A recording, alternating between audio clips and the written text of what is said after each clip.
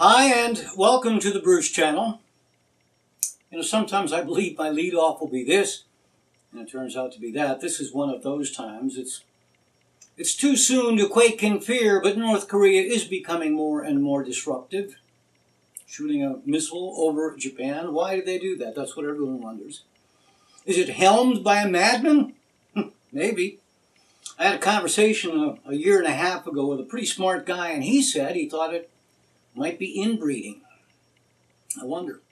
I also wonder why Kim Jong-un and his father before him and his father before him have all acted the same way, imprisoning millions of the country's citizens in brutal conditions. Why?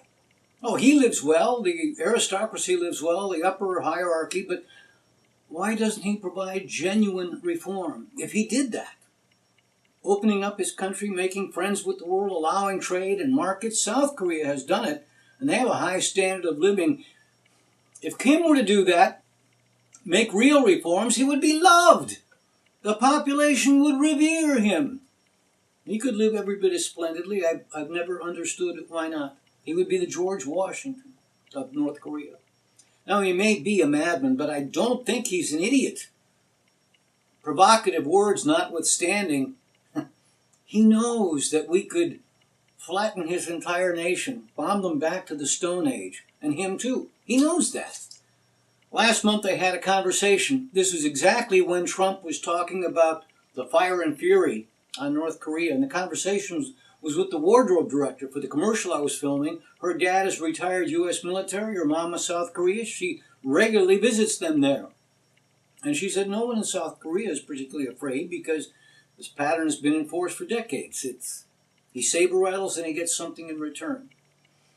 Well, she's certainly got a better understanding than I do, but if we do anything, it's not us who would pay. It's millions of South Koreans within range of North Korea's artillery and missiles.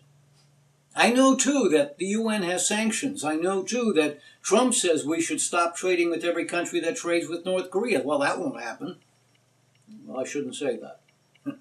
I can't believe that would happen. If we did, it would unleash a worldwide depression. China trades with North Korea, and our store shelves are laden with things made in China. Forget about the 4K TV we were thinking about. Interesting week for Trump.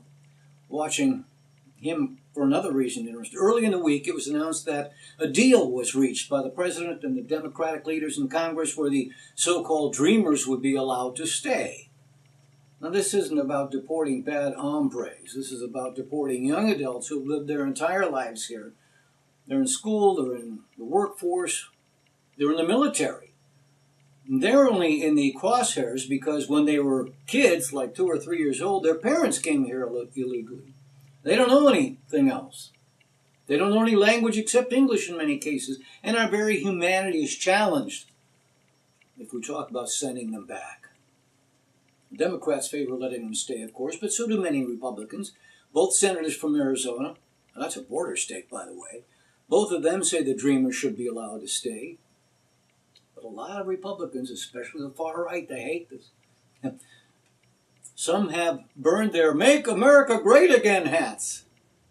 And it's been an interesting week when Ann Coulter and Sean Hannity criticized Donald Trump. Coulter said he betrayed his base. But I thought the denunciation of Trump by Republican strategist Rick Wilson, who, by the way, was an early and vocal critic of Trump, he set out some pretty strong tweets, including, it was a con, it was always a con, even people who thought they were in on the con were being conned. And, no, you don't get your wall. Yes, the DACA kids get to stay. No, there won't be 15 million people deported. Yes, there will be amnesty. And you know why? Because you elected a guy who has broken every promise he's ever made to his wives, his bankers, his partners, and to you. Genuine conservatives tried to say this last year. Rick Wilson, yeah, but also Mitt Romney, William Kristol.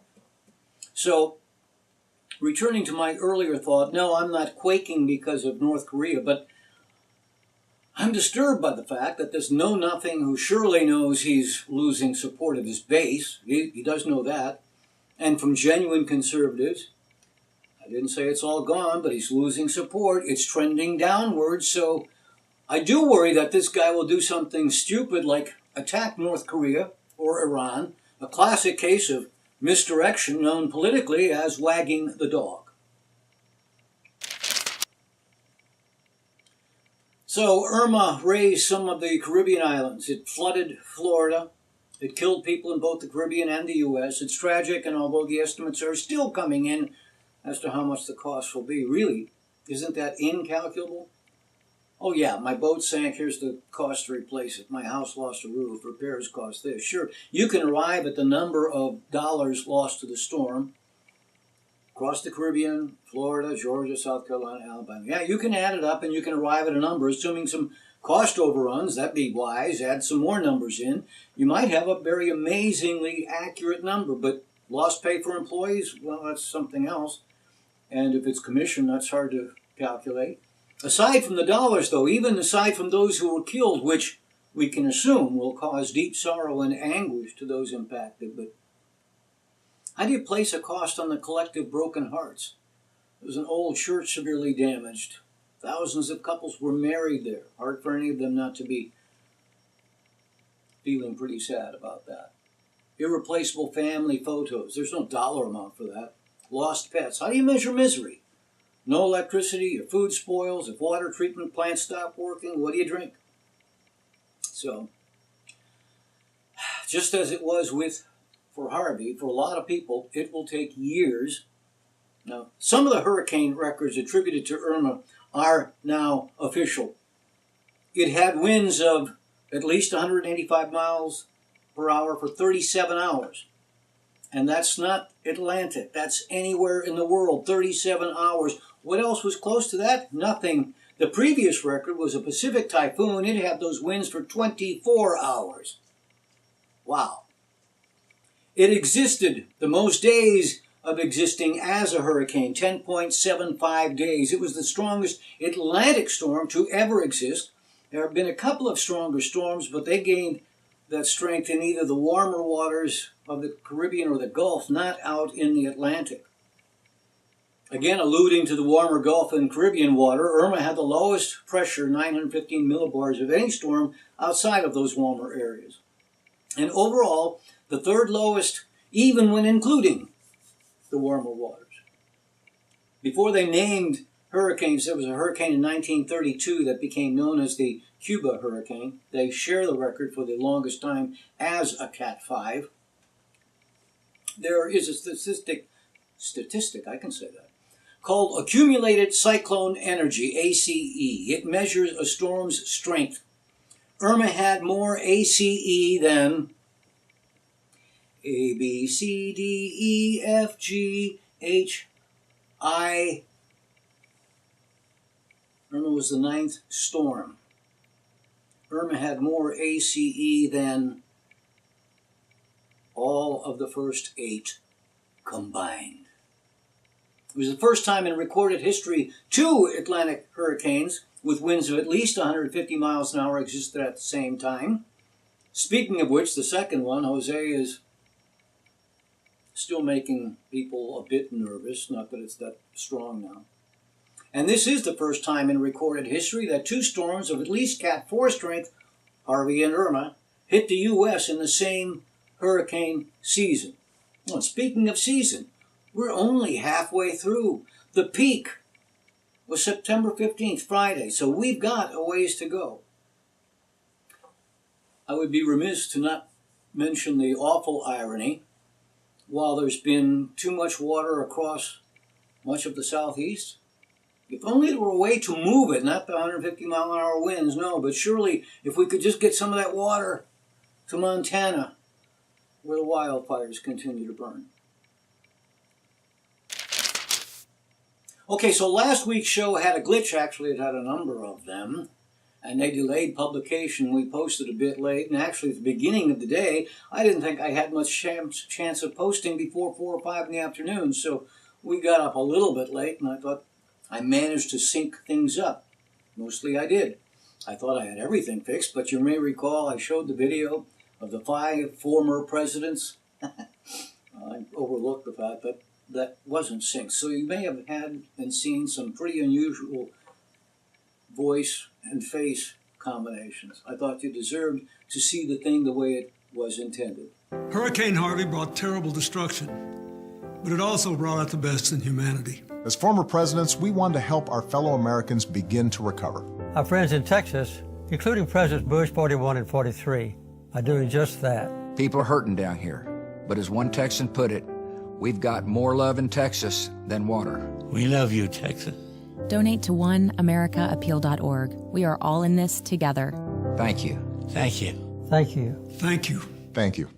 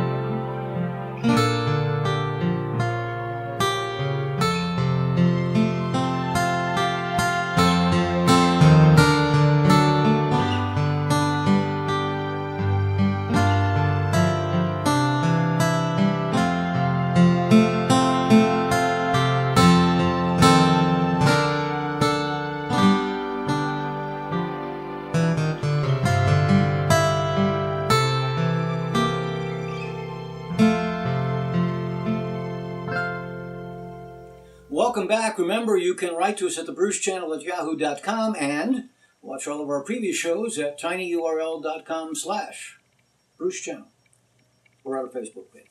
So, what in the world? The Cleveland Indians won a record-shattering number of consecutive games, 22.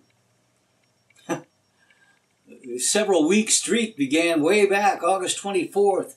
It ended Friday night. They lost to the Royals 4-3, and immediately after the loss, the crowd stood and gave them a well-deserved standing O. What's really weird is Major League Baseball identifies it as the second longest American League, but second longest because 101 years ago, the New York Giants won 26, but how can that be considered real? They didn't win 26 games in a row. They had an unbeaten streak of 26 games, but there was a tie game in the middle of it. And by definition, a tie game is not a win. They did things differently back then, huh? It is remarkable. And you know, nothing is ever certain in sports. That's why they play the game, or play the match, or play the round, or run the race, or fight the fight. Certainly, 1954, when the Cleveland Indians won a then record 111 games in the regular season, they had every reason to be confident going into the World Series, sure. They lost 4 straight. All right, then last year, after losing half their starting pitching in September to injury, and then one of the remaining starters badly cut a finger on his pitching hand, you know, there was just not much reason to be confident. Yet they went to extra innings in the 7th game of the World Series against the Chicago Cubs. So, who knows? I do know this: when I first watched the movie Major League, in which the long-time miserable Cleveland Indians suddenly did great and went to the playoffs, when they were winning and the stands were full and everybody was jumping up and laughing and cheering, my wife at the time looked at me, not from Cleveland, and she wondered why I was crying. I told her, because that's just how it would be. The city would go nuts. And it is true. Interesting footnote.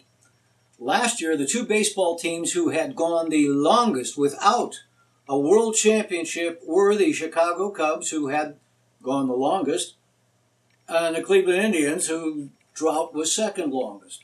So in the nanosecond,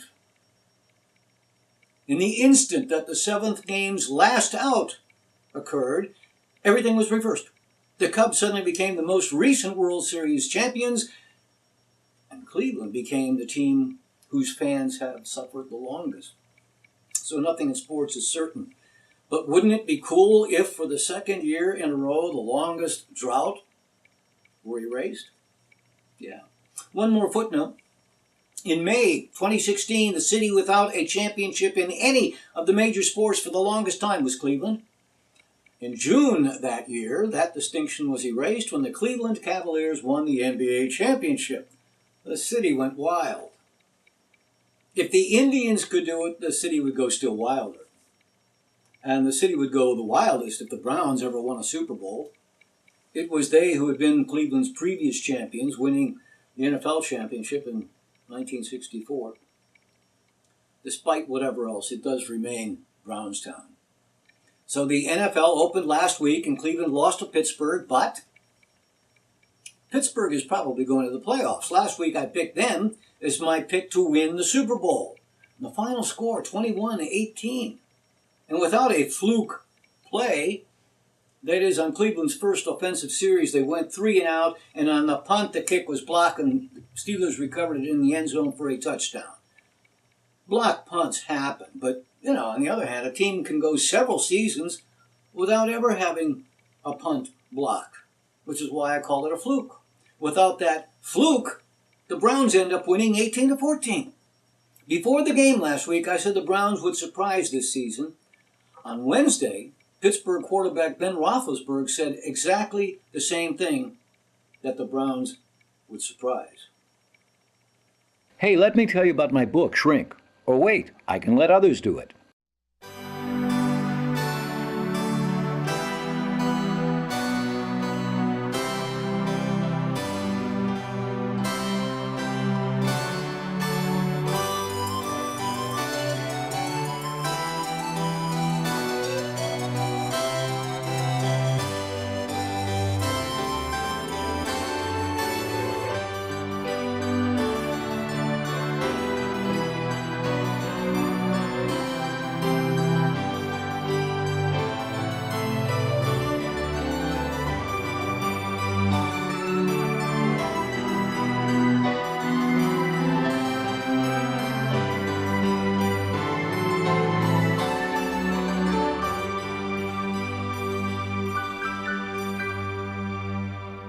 All right, welcome back. A quickie here, pre-dawn Thursday morning. The sky was nearly clear, just not quite, not perfectly clear. There weren't clouds.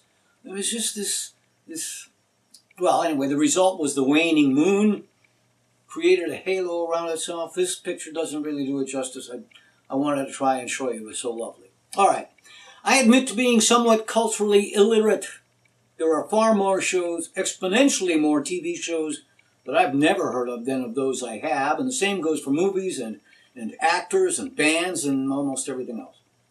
So, I remember a show, Regis and Kathy Lee, right? And Regis retired, and somewhere Kelly replaced Kathy, and then Michael Strahan replaced Regis.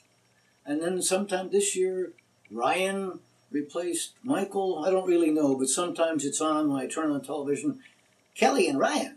Okay, so that's what happened this week, and I heard part of a story, and Ryan mentioned quarterback, and so that caught my attention.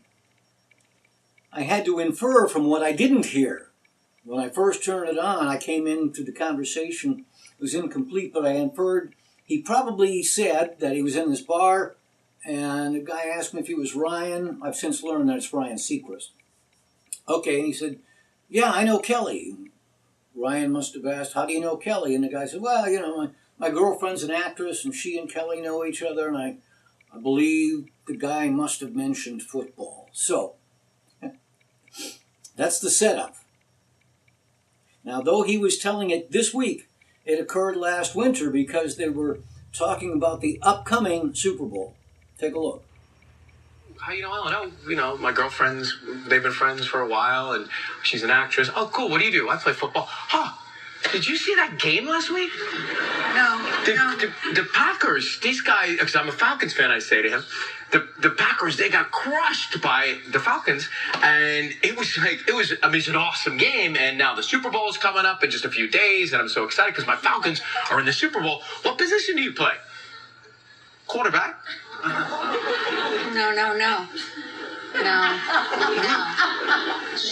Who do you play for? No. Green Bay Packers?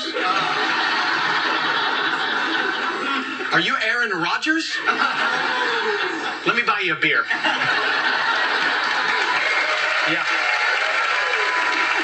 it was one of those foot in mouth moments that you just never forget. But it happens on a regular basis, so we're quite used to it by now.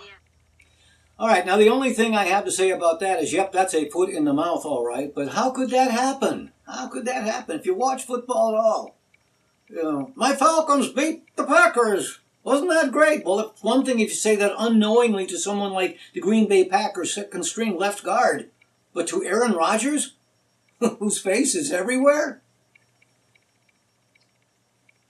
All right, so last week I talked to you about my appearance on Lieutenant Joe Kenda, Homicide Hunter. A couple other quick notes. Several folks wrote me or told me that they hated the scene when I was on the autopsy table. They said it was because seeing me dead like that was bothersome. Well, I appreciate the sentiment. I do. But I will admit I was a little surprised because, after all, it was a drama. Some said I should have told them. Okay, I guess if I play dead so graphically again, I'll let you know in advance. But really, I didn't want to spoil the story. One other thing I forgot to mention. During the time when I was being made up with the chest incision and like that, one of the production assistants came to me to ask certain things, height, weight, and because the paperwork the ME had in his hand in the scene was just there for a scant second or two. But, yeah, I mean, it could have been marked up randomly. I don't think anyone would have known, but she came over to get the things right. I kind of like that attention to detail. And she asked eye color, and I responded brown. That's what my driver's license says. That's what it's always said. But we were in good natural lighting, and she said, they're hazel. Really? That's what it says on the sheet. I guess it's true, and I am delighted. From ordinary, common brown eyes to hazel. All right, earlier in the show, I mentioned the wardrobe director I worked with. I was filming a national commercial, and it was early August in Tampa. I and about 6 or 8 other actors from all over the country were flown into Tampa, and it's for supplemental insurance. I don't know when it will air, maybe beginning next month. So on day one, after we were gathered at the airport, they took us up to Tarpon Springs. That's where the wardrobe trailer was. And on that day, we put on various outfits. And the person from the New York agency would approve, disapprove, make suggestions. If you wondered why my hair got shorter last month, that's why, which I expected. All right, so then they took us to our hotels. Which one depended on where we were shooting. Some of us stayed in Clearwater, others in Tampa. And it was pretty fun. First of all, it was a big budget shoot. I was in my approved outfit, not too dissimilar from this, wearing a white shirt, navy jacket, blue tie, khaki trousers. Now, this was at a ballroom in Gulfport. It is it's in the registry of National Historic Locations. And the film crew, had begun setting up early in the morning. I didn't have to be there till 11. The crew was still setting up lights and backdrops and cameras. And some of the actors went to the stage. I mean, they had a trumpet, a sax, drums, maybe a trombone, and they weren't musicians. They were actors. They were pantomiming, playing the instruments. There was also a grand piano in front of the stage. Now, you may recall I've said, in film acting, most of your time is spent waiting around. So I waited. Oh, and yes, of course, at noon, the caterers came in to feed everyone. And during those couple of hours or so, any number of people sat at the piano and played chopsticks or something. Well, naturally, waiting around, sooner or later, I sat down and I think I played Misty. And the director came over and said, ooh, pretty cool. Now, what I didn't anticipate, and I'm only guessing this happened, but the agency person and the director must have huddled, because initially the plan was the musicians would pantomime, a boombox would play music, there was ballroom dancing, so they'd dance by, and then an actor would come up and give a positive endorsement. Yeah, I really am glad that. So the woman had about 2 of those, and I was to do the same with 1, and they changed the plan. Instead of a boombox, I sat at the piano and made the music. The dancers danced, and then the director would give a shout. I'd stop playing, although I pantomimed like the other musicians, and then the actress would deliver her lines over and over and over, different inflections. That's typically how it's done. And after about an hour and a half of that, we took a break. Moved the cameras, changed the lighting a bit, and then instead of doing the same thing with me, I was in the band, right? So they changed the angle. They had the piano perhaps 15 feet behind me, still in view. No one's playing it now. And around the piano were three women who, while I was saying my lines, they were looking at me as though I were a Beatle. All right, so then back to the hotel. That night, a good friend of mine, whom I'd not seen for years, came by. We went out to have dinner. And then the next day was earlier. It was at the studio. We got there around 8:30, changed into my wardrobe, different because this was shot in a kitchen. And naturally, they fed us breakfast. And this time I had 2 lines to deliver in the kitchen. And then afterwards, they fed us lunch. And then finally, around mid-afternoon, they had Uber take us to the airport. Now, this wasn't in Hollywood, and it wasn't in New York, but this was a huge studio, probably 40,000 square feet of footprint. And it's 2 stories, some places in the building upstairs and downstairs, but sometimes just the 2 stories were open so they could shoot from high and film things like that. The company's Blue Water Media. And there were sets made up like kitchens, like bedrooms, like gyms, like rec rooms with pool tables. There were areas of green screen, lots of editing bays.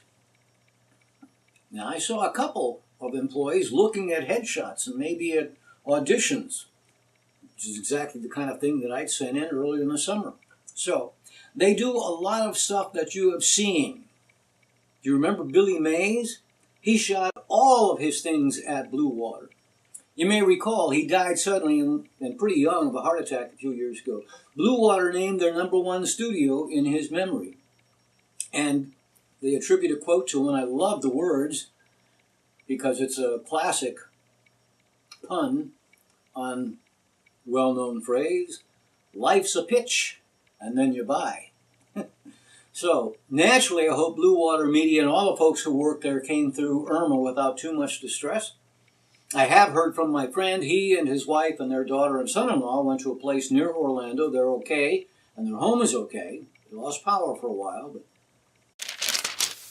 All right, one last note about that trip. They flew us in, they flew us out. My flights were all on American Airlines.